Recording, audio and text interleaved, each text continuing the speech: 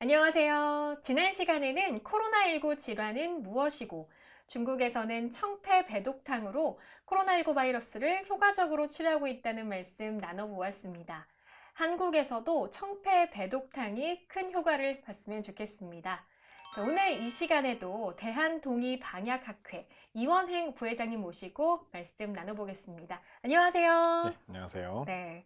최근에 코로나19 바이러스 감염 예방을 위해서 온라인상에서 여러 가지 이야기들이 난무하고 제품도 팔리고 있는데요. 하지만 국민들의 불안을 해소하기에는 부족한 것 같습니다. 홍삼 제품이나 수행요법, 또 최근에 인도에서는 감염률이 낮다는 점을 들어서 강황도 많이 찾고 계시는데요. 어떻게 보시나요?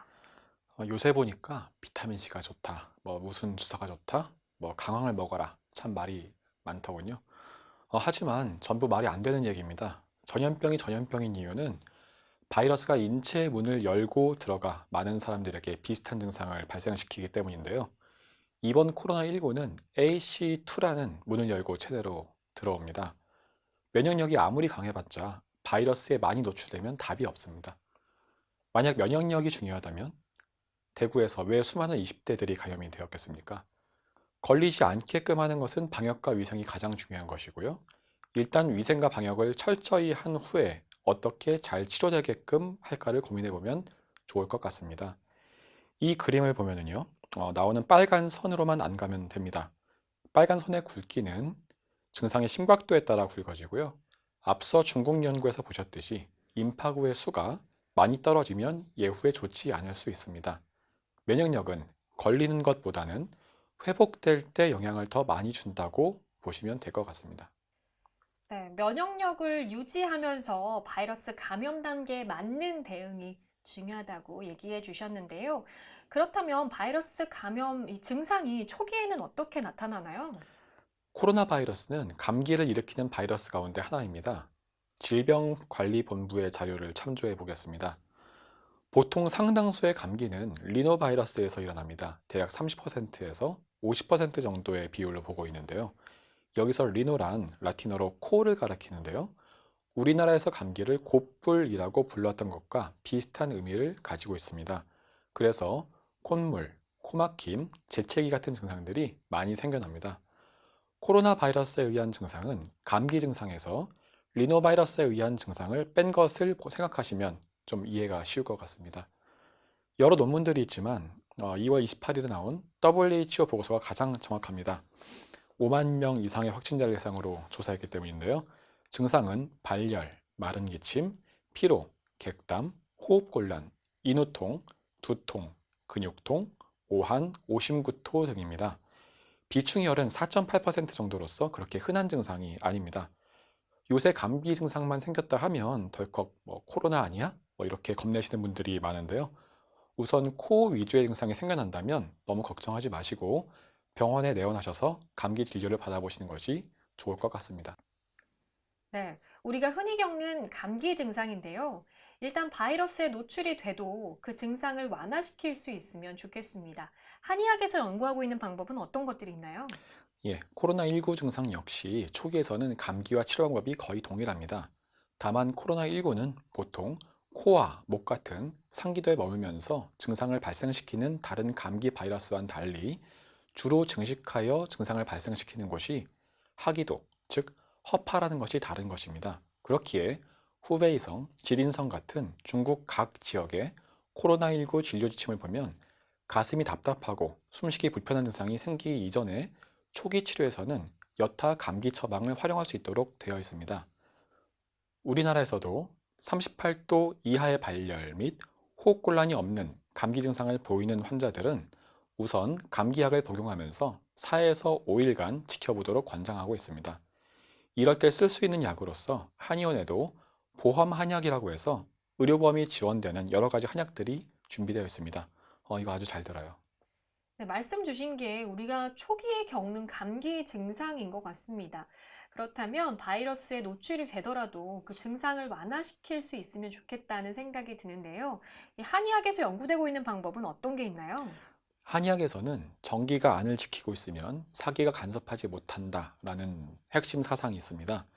즉, 감기 하나를 치료하더라도 증상을 완화시키는 대증 치료가 아니라 인체 면역 체계를 정상화시켜서 면역계가 스스로 병을 이겨내도록 처방을 구성하게 됩니다. 이렇게 약을 쓰면 감염 증상도 순차적으로 완화되게 되어 있습니다. 예를 들어서 몸살 기운이 있고 살짝 오한도 들고 열도 나면서 목도 아프거나 장기침이 나올 때는 연교 페독산이라는 한약이 효과가 좋습니다. 그리고 여기에 몸살 기운도 있는데 입맛도 떨어지면 이게 코로나19 증상과 상당히 비슷해지거든요.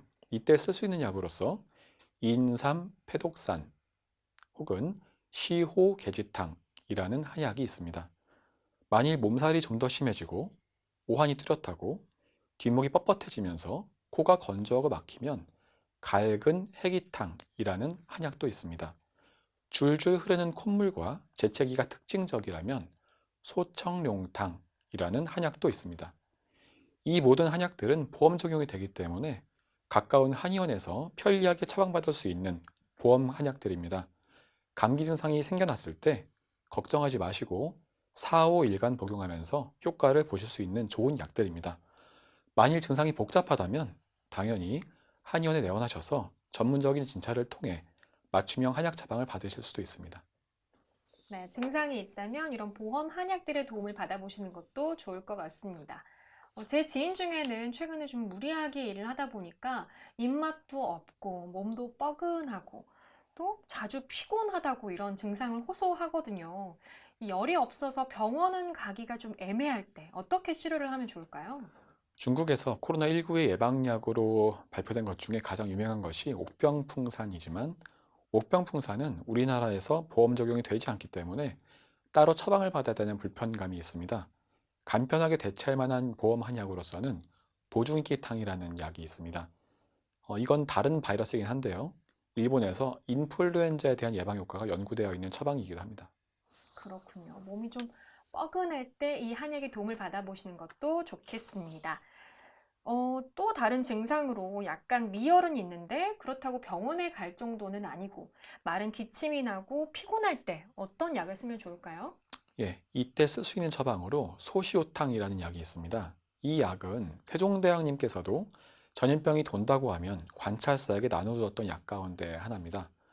그리고 또한 한창 코로나19 환자가 많이 발생한 중국 후베이성에서 효과가 좋은 것으로 알려진 폐렴 1호방이라는 처방이 있는데요. 이 처방의 핵심 약물이기도 합니다. 소시오탕을 중심으로 해서 피곤하면서 목이 깔깔하면 은교산, 배가 더부룩하고 설사 같은 소화기 증상이 있으면 불환금 전기산, 기침이 좀 더 두드러지면 행소탕 혹은 삼소음 등의 여러 한약을 함께 복용하여 치료하면 효과가 더욱 좋아집니다. 중요한 것은 이 모든 것이 보험 한약이기 때문에 편리하게 이용할 수 있다는 것이고요. 불편한 증상이 있다면 고민만 하지 마시고 가까운 한의원에 가셔서 문의하시면 좋을 것 같습니다. 네, 코로나19 바이러스에 대해서 다시 한번 강조해 주시고 싶은 말씀이 있으신가요? 예, 자료 좀 보겠습니다. 이 자료는 WHO 보고서에 있는 일반 사망률 그래프입니다. 초기에는 무척 높던 것이 갈수록 낮아지죠. 보통 인수공통 전염성 바이러스 질환은 초기에 독성을 강하게 보이다가 갈수록 쉬운 전파를 위해 돌연변이 일어나서 독성이 낮아지는 경향성이 있습니다. 하지만 WHO의 보고를 보면 2019년 12월 말과 2020년 2월 중순에 다른 지역의 환자에게서 분리한 바이러스를 유전적으로 조사해 보니 99.9% 같았다고 합니다. 다시 말하면 저 높은 사망률은 바이러스의 독성보다는 다른 이유 때문이라고 보는 것이 좋을 것 같습니다. 뭘까요? 첫째는 처음에는 이 바이러스가 무엇인지 몰랐어요. 그래서 인구 1000만 대도시 우한에서 환자가 방치되었습니다. 그리고 둘째로 이 방치된 사람들이 증상이 심해지다 보니 한꺼번에 병원으로 몰려들었습니다. 그러다 보니까 의료 시스템이 붕괴되었고요. 셋째로 게다가 처음 본 바이러스다 보니 효과적인 치료도 시행되지 못했습니다. 이 세 가지가 겹치면 사망률은 생각보다 높아질 수 있다고 보는 것이 좋을 것 같습니다. 이 그래프에서 2월 20일에 근접하면 모든 지역 사망률이 0.7%에 근접해집니다. 이건 어제 나온 중국의 보고서입니다. 여기 보면 중국은 전국 확진자 중 85%에 해당하는 6만여 명의 사람들에게 한약 치료를 했습니다. 저 WHO 보고서가 중국과 함께 만든 것이거든요. 따라서 저 일반 사망률 그래프는 한약 투여 성과도 들어있다고 보아야 됩니다.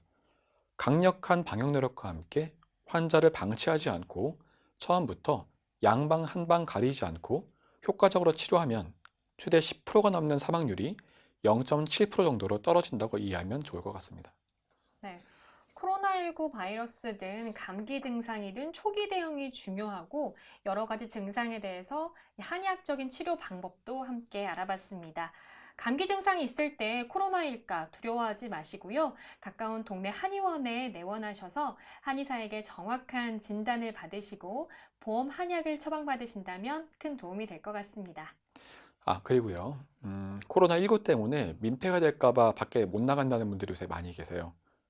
그리고 자가격리자, 만성질환자, 노약자, 고위험군 환자들에게 2월 24일부터 전화 상담 및 처방이 가능해졌습니다.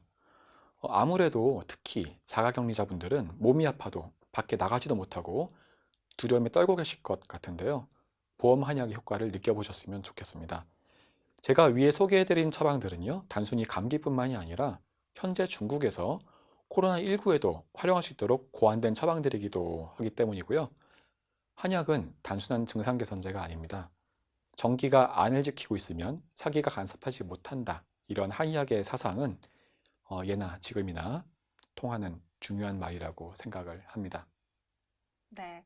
오늘 드린 말씀들 잘 기억하셨다가 증상이 있을 때 꼭 한번 시행해 보시면 좋겠습니다. 부회장님 오늘 좋은 말씀 고맙습니다. 예, 감사합니다.